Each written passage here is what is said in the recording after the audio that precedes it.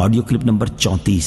انشاءاللہ عز و جل اس میں آپ قرآن پاک کی سورہ بقرہ کی آیت نمبر 99 سے لے کر 101 تک کی تلاوت، ترجمہ اور تفسیر صراط الجنان سنیں گے۔ بسم اللہ الرحمن الرحیم۔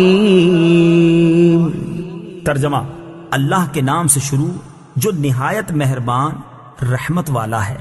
وَلَقَدْ أَنزَلْنَا إِلَيْكَ آيَاتٍ بَيِّنَاتٍ وَمَا يَكْفُرُ بِهَا إِلَّا الْفَاسِقُونَ۔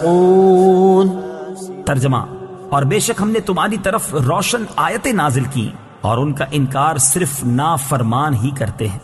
وَلَقَدْ أَنزَلْنَا إِلَيْكَ آيَاتٍ بَيِّنَاتٍ، اور بے شک ہم نے تمہاری طرف روشن آیتیں نازل کی۔ تفسیر صراط الجنان میں ہے، ابن سوریہ نے نبی اکرم صلی اللہ تعالی علیہ وسلم سے کہا کہ آپ کوئی ایسی چیز لے کر نہیں آئے جسے ہم پہچانتے ہوں، اور آپ پر ایسی کوئی روشن آیت نازل نہیں ہوئی جس کی وجہ سے ہم آپ کی پیروی کریں۔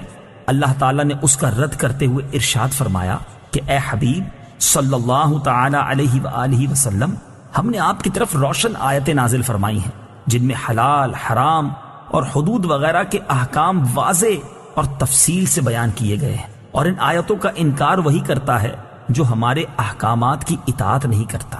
یاد رہے کہ یہاں فاسقوں سے مراد کافر اور منافق ہیں۔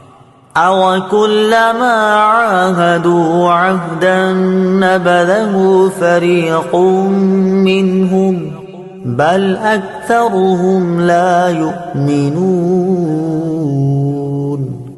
ترجمہ: اور جب کبھی انہوں نے کوئی عہد کیا تو ان میں سے ایک گروہ نے اس عہد کو پھینک دیا، بلکہ ان میں سے اکثر مانتے ہی نہیں۔ عاہدوا عہدن، انہوں نے عہد کیا۔ حضرت عبداللہ ابن عباس رضی اللہ تعالی عنہما فرماتے ہیں، جب حضور پر نور صلی اللہ تعالی علیہ وسلم نے یہودیوں کو اللہ تعالیٰ کے وہ عہد یاد دلائے جو حضور اقدس صلی اللہ تعالی علیہ وسلم پر ایمان لانے کے متعلق تھے، تو مالک بن سیف نے کہا، خدا کی قسم آپ کے بارے میں ہم سے کوئی عہد نہیں لیا گیا۔ اس کے جواب میں یہ آیت نازل ہوئی اور فرمایا گیا کہ یہودیوں نے جب کبھی کوئی عہد کیا تو ان میں سے ایک گروہ نے اس عہد کو ویسے ہی پیٹھ پیچھے پھینک دیا، بلکہ ان میں سے اکثر یہودیوں کو تورات پر ایمان ہی نہیں، اس لیے وہ عہد توڑنے کو گناہ نہیں سمجھتے اور نہ ہی اس بات کی کوئی پرواہ کرتے ہیں۔ بعض مفسرین نے فرمایا کہ یہودیوں نے یہ عہد کیا تھا کہ جب نبی کریم صلی اللہ تعالی علیہ وسلم کا ظہور ہوگا تو ہم ان پر ضرور ایمان لائیں گے اور عرب کے مشرکوں کے خلاف ہم ضرور ان کے ساتھ ہوں گے۔ لیکن جب حضور اقدس صلی اللہ تعالی علیہ وآلہ وسلم نے اپنی نبوت کا اعلان فرمایا تو یہودیوں نے آپ صلی اللہ تعالی علیہ وآلہ وسلم پر ایمان لانے کی بجائے انکار کر دیا۔ اس پر یہ آیت نازل ہوئی۔ وَلَمَّا جَاءَهُمْ رَسُولٌ مِّنْ عِندِ اللَّهِ مُصَدِّقٌ لِّمَا مَعَهُمْ نَبَذَ فَرِيقٌ مِّنَ الَّذِينَ أُوتُوا الْكِتَابَ كِتَابَ اللَّهِ وَرَاءَ ظُهُورِهِمْ كَأَنَّهُمْ لَا يَعْلَمُونَ۔ ترجمہ: اور جب ان کے پاس اللہ کی طرف سے ایک رسول تشریف لایا جو ان کی کتابوں کی تصدیق فرمانے والا ہے تو اہل کتاب میں سے ایک گروہ نے اللہ کی کتاب کو پیٹھ پیچھے یوں پھینک دیا گویا وہ کچھ جانتے ہی نہیں ہیں۔ جاءہم رسول، ان کے پاس رسول آیا۔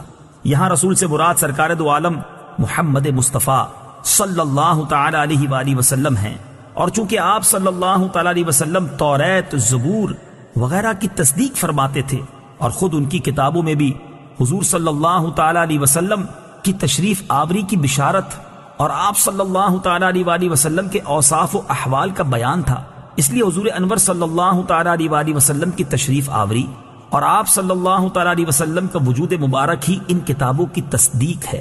لہٰذا اس بات کا تقاضا تو یہ تھا کہ حضور اکرم صلی اللہ تعالی علیہ وآلہ وسلم کی آمد پر اہل کتاب کا ایمان اپنی کتابوں کے ساتھ اور زیادہ پختہ ہوتا، مگر اس کے برعکس انہوں نے اپنی کتابوں کے ساتھ بھی کفر کیا۔ مشہور مفسر سدی کا قول ہے کہ جب رسول کریم صلی اللہ تعالی علیہ وسلم کی تشریف آوری ہوئی تو یہودیوں نے توریت اور قرآن کا تقابل کیا، اور جب دونوں کو ایک دوسرے کے مطابق پایا تو انہوں نے توریت کو بھی چھوڑ دیا۔ وراء ظہورہم، اپنی پشتوں کے پیچھے۔ تفسیر صراط الجنان میں ہے پیٹھ پیچھے پھینکنے سے مراد ہے اس کتاب کی طرف بے التفاتی کرنا۔ حضرت سفیان بن عیینہ رضی اللہ تعالی عنہ کا فرمان ہے کہ یہودیوں نے توریت کو ریشمی غلافوں میں سونے چاندی کے ساتھ مزین کر کے رکھ لیا اور اس کے احکام کو نہ مانا۔ قرآن مجید سے متعلق مسلمانوں کی حالت زار، اس سے معلوم ہوا کہ اللہ تعالیٰ کی کتاب پر عمل نہ کرنا اسے پیٹھ پیچھے پھینکنے کے مترادف ہے، اگرچہ اسے روز پڑھے اور اچھے کپڑوں میں لپیٹ کر رکھے۔ جیسے یہودی توریت کی بہت تعظیم کرتے تھے مگر حضور پر نور صلی اللہ تعالی علیہ وسلم پر ایمان نہ لائے تو اس پر عمل نہ کیا گیا، گویا اسے پسے پشت ڈال دیا۔